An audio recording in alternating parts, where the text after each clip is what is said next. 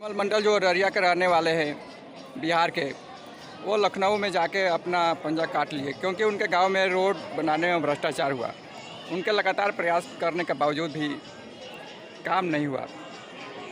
इसी संदर्भ में मनीष कश्यप उनके घर जाते हैं और मनीष कश्यप 1 लाख मदद का ऐलान करते हैं, जो कि सराहनीय काम है।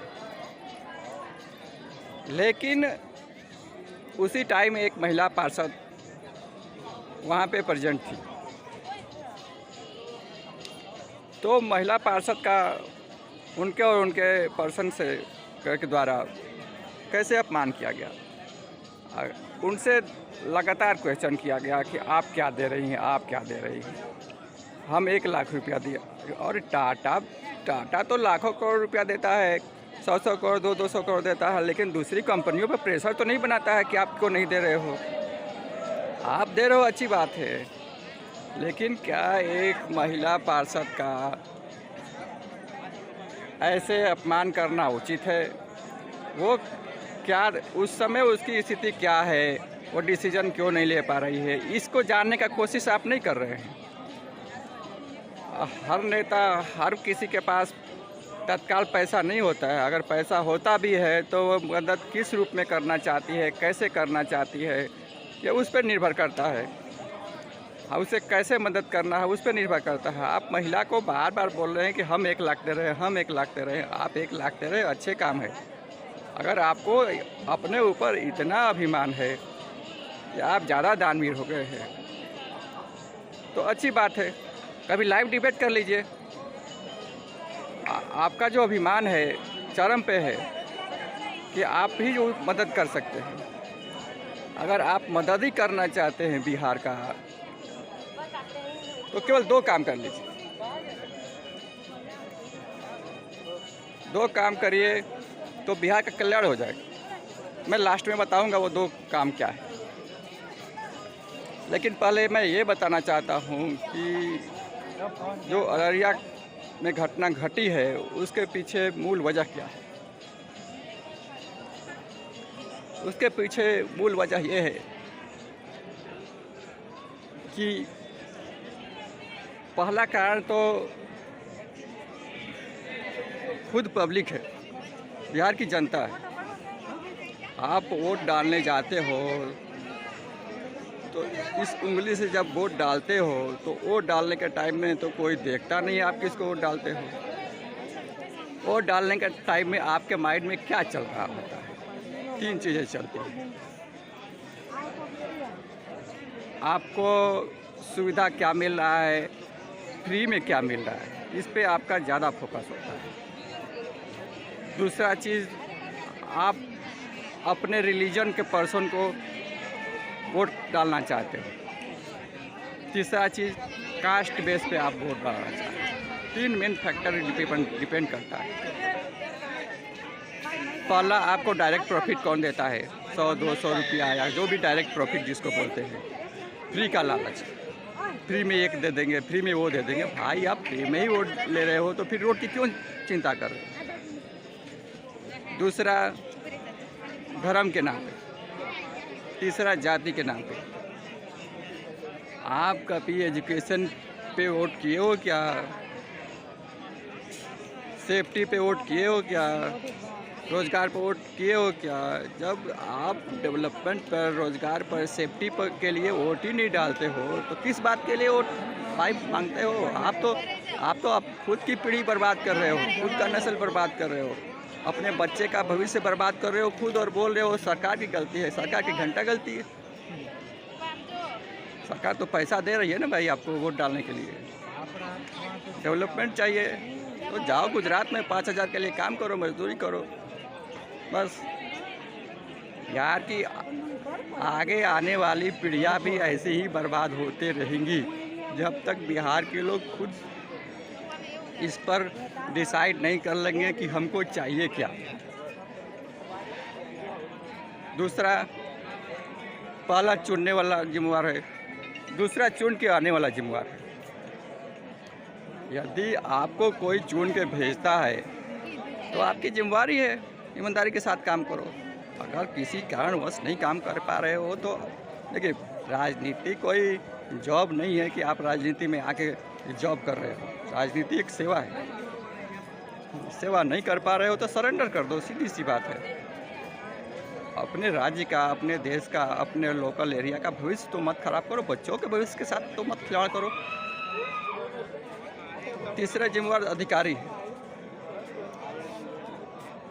अधिकारी पर चूँकि प्रेशर होता है, पॉलिटिकल प्रेशर, लेकिन अधिकारी आपको अगर ऐसा लगता है कि आपके ऊपर पॉलिटिकल प्रेशर है तो पॉलिटिकल प्रेशर तो सब पे है। बॉर्डर पे लोग जो हैं उन पे प्रेशर नहीं है, उनको क्या लालच नहीं दिया जाता है, तो क्या वो पैसे के लिए बिक जाते हैं?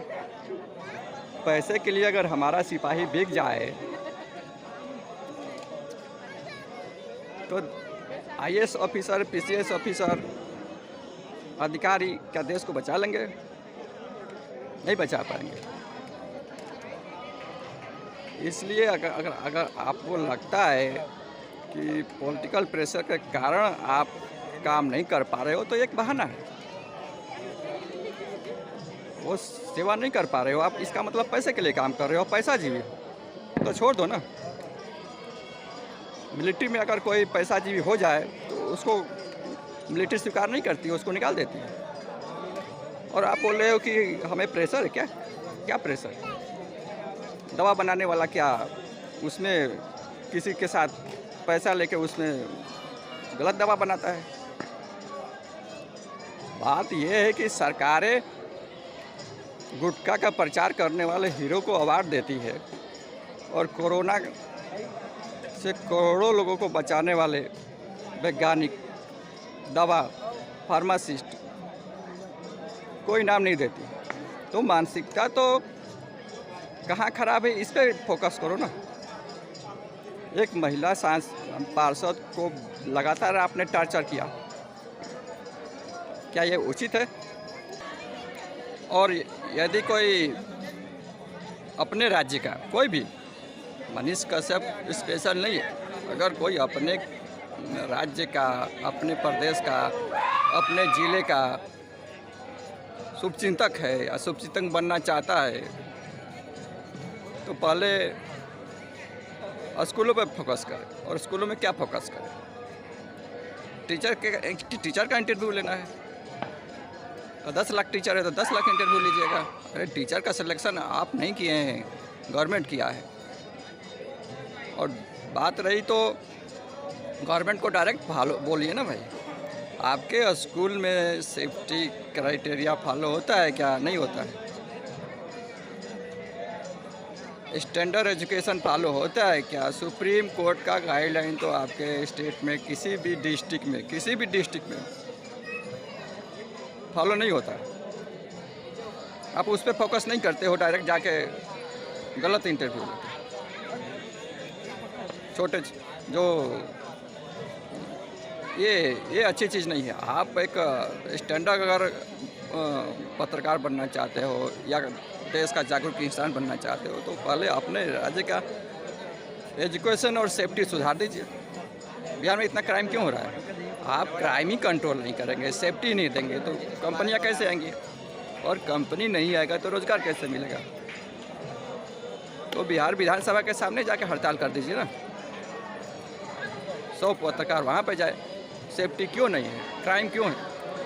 साइकिल चोरी तो रोक नहीं पा रहे हो और बोल रहे हो कि हम बिहार का विकास करवा देंगे। क्या विकास करवा देंगे? समझ में नहीं आ रहा है लोगों को आप क्या बना रहे हैं। आप अगर सही में काम करना चाहते हैं तो रूट पे एनालिसिस कीजिए, रूट पे पत्ता मत तोड़िए। पत्ता तोड़ने से कुछ नहीं होने वाला है। जब पेड़ के जड़ में ही दीमक लग गया है तो जड़ में पानी डालिए, दवा डालिए। और एजुकेशन और सेफ्टी पर काम कीजिए। एजुकेशन पे सेफ्टी पर काम कीजिएगा तो लोग खुद से भी कुछ रोज़गार कर सकते हैं। डॉक्टर इंजीनियर को बाहर भागने का ज़रूरत नहीं पड़ेगा, छोटा छोटा रोज़गार कर सकते हैं। बाद में फिर बड़ी कंपनियां भी आएगी। रोज़गार तो आप दे नहीं सकते हैं क्योंकि रोज़गार पे आप सीरियस नहीं है। शिक्षा, सुरक्षा और रोज़गार पे गवर्नमेंट सीरियस ही नहीं है, देना ही नहीं चाहती है, और देना चाहती है तो कैसे देगी फिर? उस पे बात डिस्कस नहीं करना चाहते हैं आप? बिहार में कितने बच्चे जन्म लेते हैं एक साल में, और कितने लोगों को आप रोज़गार दे सकते हैं? आप इस पे एनालिसिस करके पब्लिक को बता दीजिए। नहीं तो आप गवर्नमेंट से ये पूछ लीजिए कि आपके राज्य में, कि कोई भी गवर्नमेंट हो, कोई भी स्टेट का गवर्नमेंट हो, आपके राज्य में कितने बच्चे जन्म लेते हैं? क्या इतने बच्चों को आप रोज़गार दे सकते हैं? अगर नहीं दे सकते हैं तो पब्लिक को झांसा क्यों दे रहे हैं कि हम रोज़गार देंगे? आप उस पर फोकस करके उसका एनालिसिस क्यों नहीं करते? तो हमारा तो यही अनुरोध है कि आप एक दूसरे से कंपटीशन करना बंद कर दें और रूट का एनालिसिस करें। दूसरे के अपमान से कुछ फ़ायदा होने वाला नहीं है, और ख़ास करके महिला का, क्योंकि महिला सेफ्टी हमारा मेन मुद्दा है। महिलाओं का अपमान हम बर्दाश्त नहीं कर सकते, किसी भी कीमत पे बर्दाश्त नहीं कर सकते। ये हमारा किसी स्टेट के लिए और कंट्री के लिए नहीं, कहीं भी एनी प्लेस के लिए हमारा सिद्धांत है, और इसके लिए हम एक स्टेप बाय स्टेप कदम भी उठा रहे हैं, और ये बहुत दिनों तक नहीं चलेगा। आप अपने स्टेट का अगर हीरो बनना चाहते हैं तो पहले सेफ्टी पर बात करिए। महिलाओं को सेफ्टी क्यों नहीं दे रहा है?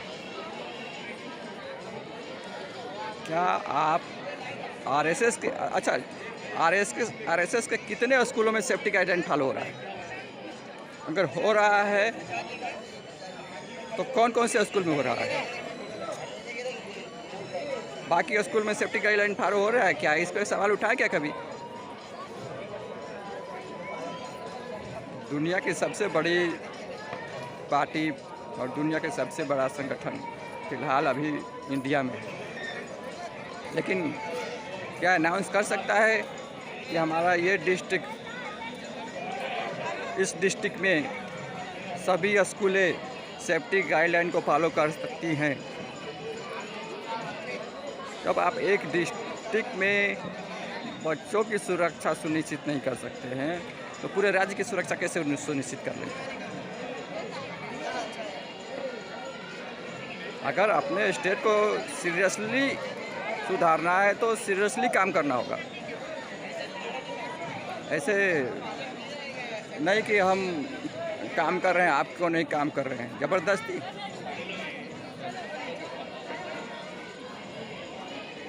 पहले वोट देने वाले अपने एनालिसिस करें कि क्यों वोट दे रहे हैं,